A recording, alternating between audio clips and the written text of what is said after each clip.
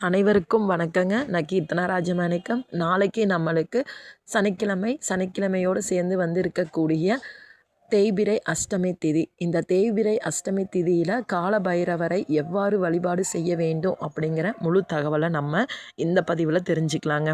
பிரச்சனைகள் இல்லாத மனிதர்களே இந்த உலகத்தில் இருக்க முடியாது இல்லைங்களா? மன அமைதி இழந்து கவலை கொள்ளும் நம்மில் பலருக்கும் இறுதி புகலிடமாக இருப்பது இந்த கோவில் வழிபாடு மட்டுமே. நமது மாதத்தில் பல தெய்வங்களையும் வழிபாடு நம்ம செஞ்சுக்கிட்டு வந்துட்டுருக்கோம் இல்லைங்களா? அந்த வகையில் அனைவரையும் காக்கும் கடவுளான பைரவரை பற்றியும் அவரை தேய்பிறை அஷ்டமி தினத்தில் வழிபடுவதால் ஏற்படும் பலன்களை பற்றியும் நம்ம இந்த பதிவில் முழுசாக தெரிஞ்சுக்கலாங்க. பைரவர் உக்கிர தெய்வம் ஆவார். எனவே அவரை தனது இஷ்ட தெய்வமாக வழிபாடு நினைப்பவர்கள் அனைத்திலும் தூய்மையை கடைபிடிக்க வேண்டுங்க. ஃபஸ்ட்டு தன்னை உண்மையாக வழிபடுபவர்களை அனைத்து விதமான துன்பங்களிலிருந்தும் காக்கிறார் பைரவமூர்த்தி. திருட்டு, கொள்ளை, தீய ஆவிகள், மாந்திரிக ஏவல்கள் போன்றவற்றால் பாதிப்பு ஏற்படுமோ என பயப்படுபவர்கள் பைரவமூர்த்தியை வணங்கி வந்தால் எல்லாமே சரியாக போயிருங்க. அவர்களை அது எதுவுமே செய்யாது.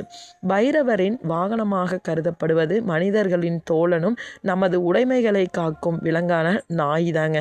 வீட்டில் வளர்க்கும் நாய்களை முறையாக பராமரிக்காதது, தெருவில் சுற்றி திரியும் நாய்களை வீணாக துன்புறுத்துவது, அவற்றை கொல்வது போன்றவற்றை செய்பவர்கள் கடுமையான பைரவரின் சாபத்திற்கு ஆளாவார்கள். இந்த செயலால் அவர்கள் தங்கள் வாழ்வில் பல துன்பங்களையும் அனுபவிக்க நேரிடும். இந்த நாய்களுக்கு தினமும் நீங்கள் உணவிடுபவர்களுக்கு புண்ணியம் சேரும். பைரவரின் அருட்கடாட்சத்திற்கும் இது வழிவகுக்குங்க. நாய்களை நம்ம துன்புறுத்தவே கூடாது. தமிழ்நாட்டில் பார்த்திங்கன்னா எத்தனையோ வருஷத்துக்கு முன்னாடி கூட இந்த நாய்களை ஒரு தெய்வமாக கொண்டாடிட்டு வந்தாங்க. தேய்பிறை அஷ்டமி தினத்தில் காலை வேளையில் பைரவரை நீங்கள் வழிபடுவதால் நீண்ட நாட்களாக நோய்களால் பீடிக்கப்பட்டவர்கள் அந்த நோயில் இருந்து படிப்படியாக விடுபடுவர். வறுமை நிலை மாறி வளங்கள் பொங்கும்.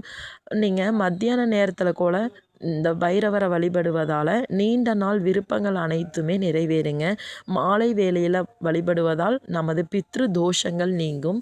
நாம் இதுவரை அறியாமல் செய்த பாவங்களை பைரவமூர்த்தி மன்னித்து அருள்வார். இரவு நேரத்தில் பைரவரை வழிபடுவதால் நமக்கு ஆன்மீக ஞானத்தையும் எதிலும் உண்மை நிலையை அறிந்து கொள்ளும் திறமையும் பெறலாம். அதாவது சனிக்கிழமைகளில் வரும் தேய்பிறை அஷ்டமி பைரவ வழிபாட்டிற்குரிய மிகவும் ஒரு சிறந்த தினமாகவே கருதப்படுதுங்க.